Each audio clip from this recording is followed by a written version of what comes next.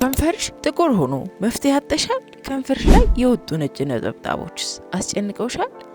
ወይስ ከንፈርሽ እየደረቀና እየተሰነጣጠቀ ውበትሽን ቀንሶታል? አዎ ከሆነ መልስሽ ይህንን ቪዲዮ እስከ መጨረሻው ተመልከች።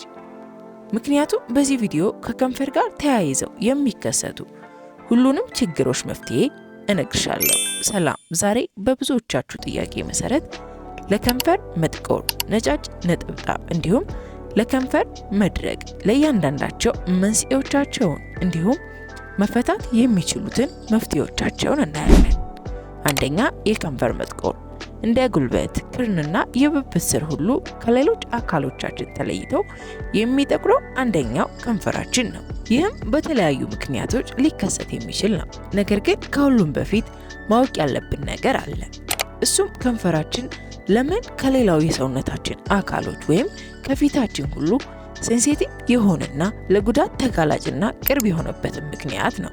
የዚህም ዋነኛው ምክንያት የላይኛው የከንፈራችን ቆዳ ከፊታችን ቆዳ ይልቅ በጣም ስስ በመሆኑ ሲሆን ይህም ቢያንስ ከፊታችን ቆዳ 5 እጥፍ በሆነ መልኩ ለጉዳትና ለመድረቅ ተጋላጭ ያደርገዋል። ከነዚህም በተጨማሪ የከንፈራችን ቆዳ ላይ ምንም አይነት ሄር ፎሊክል ወይም ኦይል ግላንድ የለም። ይህም ሌላኛው ምንም አይነት ጠባቂ የሌለውና ለጉዳት ተጋላጭ የሚሆንበት ምክንያት ነው። ከንፈራችን ቶሎ ቶሎ የሚላጠው ወይም የላይኛው ክፍል ቶሎ ቶሎ የሚነሳበት ዋነኛው ምክንያትም ራሱን በራሱ ለመጠበቅ በሚያደርገው ሙከራ ነው። በእነዚህ ዋና ዋና ምክንያቶች ከፊታችን የበለጠ በፍጥነት ለመድረቅና ለመጎዳት፣ ውሃን ለማጣት ወይም ዋተርን ሎስ ለማድረግ እንዲሁም ለመሰነጣጠቅ ተጋላጭ የሆነ ነው። ከዚህም ጋር ተያይዘው ነው የከንፈር መጥቆር የሚከሰተው።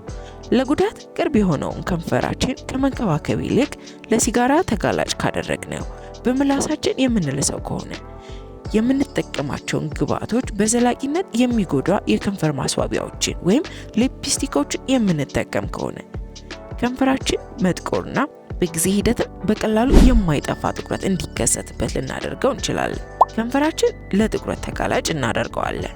ከነዚህም መካከል ብዙዎቻችን የማናውቀው እንደ ቀላል ነገር የምንመለከተው አንደኛው ከንፈርን መላስ ነው።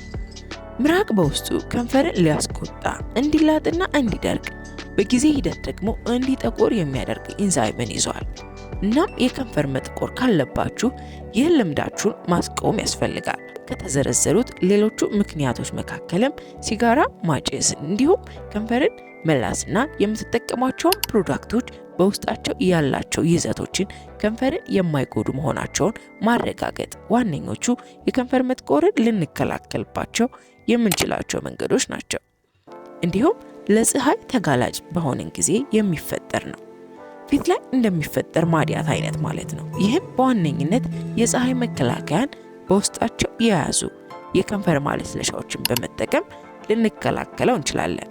ሌላኛው ምክንያት ደግሞ ሽታ ያላቸው የከንፈር መከባከቢያዎችን ወይም ደግሞ የከንፈር ማሳመሪያዎችን መጠቀም ነው። ምክንያቱም ሽታን ለማሳመር የሚደረጉ ኬሚካሎች ከንፈራችንን በዘላቂነት ሊጎዱት የሚችሉ ስለሆኑ ነው።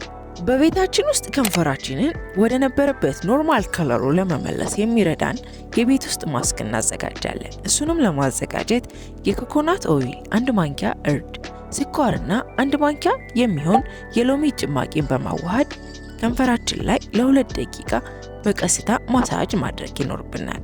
በሳምንት እስከ 3 ጊዜ ድረስ በመጠቀም በቀላሉ የከንፈራችንን መጥቆር ለማስተካከል የሚረዳን ማስክ ነው። እንዲሁም የቡና የስኳርና ማር ስክራብን በቤት ውስጥ በማዘጋጀት መጠቀም ሌላኛው በቤት ውስጥ የምንጠቀመው ቀላል ከንፈራችን ለማስተካከል የሚረዳን ዘዴ ነው። በዋነኝነት የከንፈራችን ቀለም ለማስተካከል የሚረዱን ሜዲኬትድ የሆኑ የሊፕ ባልሞችን ወይም የከንፈር ማለስለሻዎች መካከል እንደ ዘደርማ ከ1% ኮጂክ አሲድ ሊፕ ባልም፣ ኦልሶ ሊፕ ላይትኒንግ ክሪም የመሳሰሉትን የሊፕ ባልሞች መጠቀም ይመከራል። እነዚህ የከንፈር መንከባከቢያዎች በውስጣቸው ኮጂክ አሲድን እንዲሁም ቪታሚን ሲን በተጨማሪም ኤስፒኤፍን የያዙ በመሆናል ለጠቆረ ከንፈር የሚመከሩ ናቸው። ሁለተኛ፣ የከንፈር ነጭ ነጠብጣብ። ሌላኛው ብዙ ጊዜ የተጠየቁት የከንፈር ላይ የሚከሰት ነጭ ነጠብጣብ መንስኤና መፍትሄዎቹን ነው። በመጀመሪያ እነዚህ ከንፈር ላይ የሚከሰቱ ነጭ ነጠብጣቦች ምንድናቸው የሚለውን እንመልስ። እነዚህ የምትመለከቷቸው ነጭ ነጠብጣቦች ፎርዳይስ ስፖት ተብለው የሚጠሩ ናቸው። የሚፈጠሩትም ከንፈር ላይ ኦይል ግላንድ ሲፈጠር ማለትም መታየት የሌለበት ቦታ ላይ እንደ ከንፈር አይነት ቦታ ላይ ኦይል ግላንዶች ሲታዩ ነው። ይህም ነጭ ነጠብጣብ የሚፈጥር ነው። እናም ማወቅ ያለብን ነገር እነዚህ ነጭ ነጠብጣቦች ኢንፌክሽኖች አይደሉም፣ ተላላፊ የሆኑም አይደሉም፣ ወይም ደግሞ በሽታም አይደሉም። የተለመዱና በተለይም በጉርምስና ጊዜ ሊከሰቱ የሚችሉ መደበኛ የሆኑ ነገሮች ናቸው። እናም እነዚህን ነገሮች የግድ ልናስወግዳቸው የሚገቡ ነገሮችም አይደሉም። ምቾት ካልሰጣችሁና ህመም የሚፈጥርባችሁ ከሆነ ወይም ደግሞ እንደ ቡግር የሆነና ኦይል አይነት ነገር በላይ መታየት ከጀመረ ሐኪም ማማከር ትችላላችሁ። በቤት ውስጥ ግን በራሳችን ልናጠፋቸው የምንችላቸው ነገሮች አይደሉም። ለእናንተ ምቾት የማይሰጣችሁ ከሆነ ለመሸፈን የሚረዷችሁን ነገሮች ልትጠቀሙ የምትችሉ ሲሆን ከነዚህ መካከል ሊፕ ባልሞችን መጠቀም አንደኛው ነው። ሶስተኛው ደረቅ ከንፈር ነው።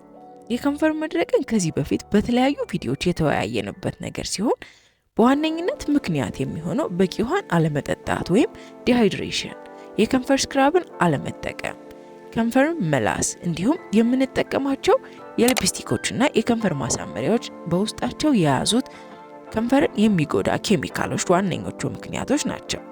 ይህንንም ለመከላከል በቂ ውሃ መጠጣት፣ ከምኝታ በፊት ማለስለሻዎችን መቀባት፣ በሳምንት እስከ 3 ጊዜ ድረስ ኤክስፎሊቲንግ ስክራቦችን መጠቀም እንዲሁም ከንፈራችን ላይ የምንጠቀማቸው ምርቶች በውስጣቸው ያሉ ግብዓቶችን ማወቅ እንዲሁም በቤት ውስጥ የሚዘጋጁ ቀላል ሃይድሬቲንግ የሆኑ ማስኮችን መጠቀም፣ እንደ ማር አይነት ግብዓቶች ያዙ ኤክስፎሊቲንግ ስክራቦችን መጠቀም። ምክንያቱም ለምሳሌ ማር በውስጡ ሂዩሜክተንት ባህሪን ይዟል። ሂዩሜክተንት ማለትም ሞይስቸርን ከአየር ስቦ ለከንፈራችን እንዲያገኝ ይረዳዋል።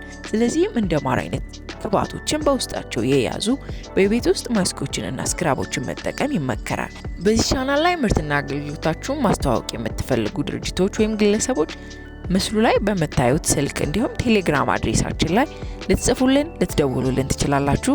አብራችሁ ስለቆያችሁ በእጅጉ አመሰግናለሁ። በቀጣይ እንሰራላችሁ የምትፈልጉት ማንኛውም ነገር ካለ ኮሜንት ላይ አሳውቁኝ። ድጋሚ እስከምንገናኝ በያላችሁበት ሰላም ቆዩ።